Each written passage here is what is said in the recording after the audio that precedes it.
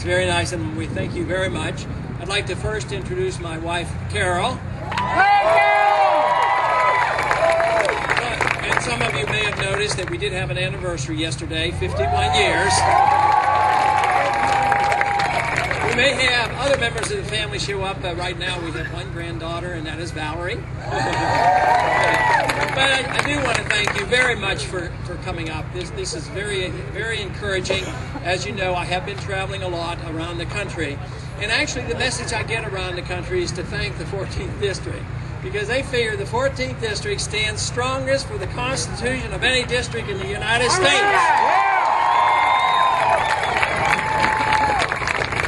They understand that there was a revolution that started down here. There was the Texas Revolution, but the other revolution is going on now, and that is to revert back to the original revolution of this country, and that means defending liberty and not an intrusion in our liberty, which has been continuously happening. You know, the position of the Constitution makes it very easy to have a platform. We think about our platforms, the party platforms and individual platforms, but quite frankly, the platform that we all should be running on is on the Constitution. And literally hundreds of thousands of copies of the Constitution have been passed out in this campaign. But we've been doing that in the 14th District for a good many years already, and I think this is very important because if you have a legislative branch, a judicial branch, and the executive branch ignoring the Constitution, what is left to it? You know, if you can ignore it in one or two places, it more or less cancels out the whole document. And I believe that's where we are today. So we indeed need an emphasis, a strong emphasis of the restoration of the limitation of powers that we have received in our Constitution.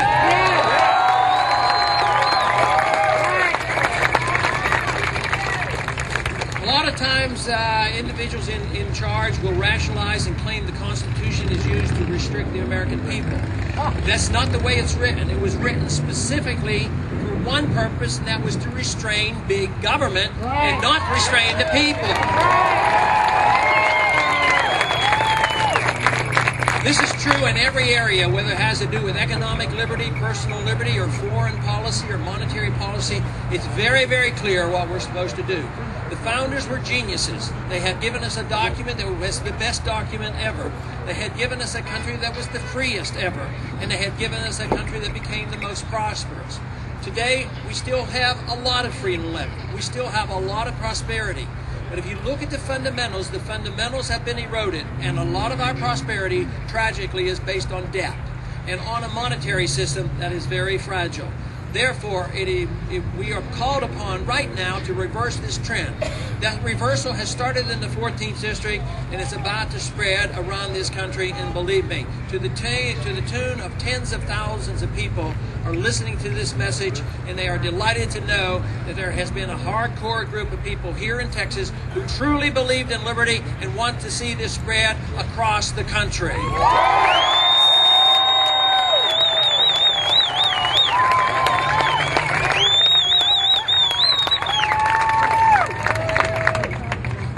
First ran for Congress in the 1970s, I believe economic issues were the main motivation for me because I understood what happened in the 60s. In the 60s, I had been in the military for 5 years.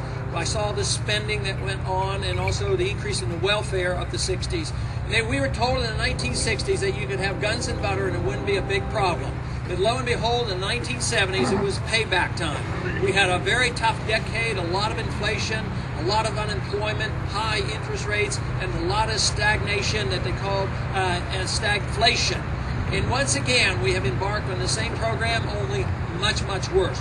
We spend too much, we inflate too much, we run up too many deficits, and now we are more engaged around the world than ever before, and it is bankrupting our country, and it's time we cut back and balanced our budget.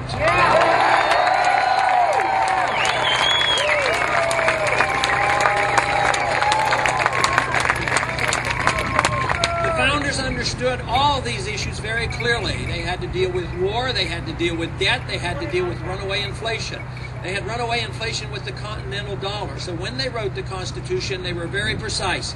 There would be no bills of credit, there would be only gold and silver as legal tender, and there would be no central bank either.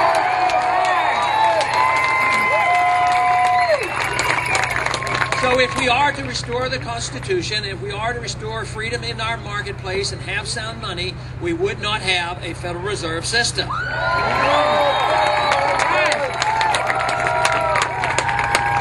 that system of money was designed to deceitfully tax the people. And the way they do it, they run up debt, they tax a lot, they borrow a lot, and they still don't have enough money if they truly want big government. So what do? They resort to creating money out of thin air, which does what? It devalues the money that we have. And that is why prices go up. That's why you have the inflation. And it's also the reason that you can read on a daily basis today the depreciation of the dollar, the weakness of the dollar, the collapsing of the dollar to the point now where the Canadian dollar is worth more than the American dollar. There's something wrong with our system, and that is demonstrated by the weakness of our dollar, and that means we need to get this stuff under control rapidly.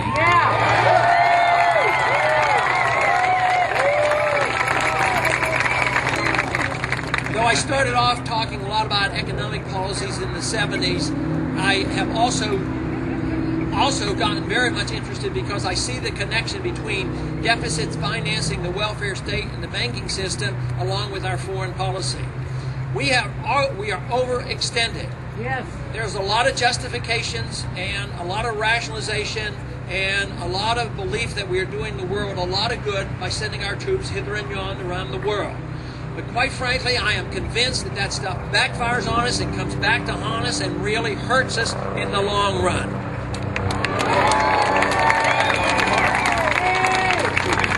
Even if people in this country believe it's all well-intentioned, we have to pursue it. Quite frankly, it's impossible because we don't have the money. All great nations end when they overextend themselves overseas. Just think of in the most recent example, the Soviet system collapsed not because we had to fight the Soviets, but because it was an economically non-viable system. And we cannot pursue what we're doing. We're in 130 countries. We have 700 bases overseas. It has diminished our national defense. It has increased the threat of terrorism here at home, and we won't be able to afford it. We are now spending nearly $1 trillion overseas maintaining our world empire. That has to come to an end, and it will come to an end with a crash in our currency, in our economic system here, or we can wise up and do the proper thing, and that is look to the Constitution for guidance. We have a responsibility in government, whether it's in the Congress or the presidency. The responsibility is to provide for a strong national defense and defend the liberties of the American people.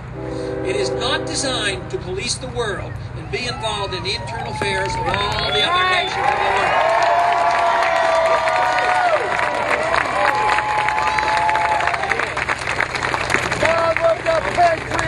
The founder said, don't get involved in entangling alliances, don't get involved in nation building. And I would say that one big entangling alliance that we've been involved with for so long has not been a benefit to us, and I think we should get unentangled, and that is with the United Nations.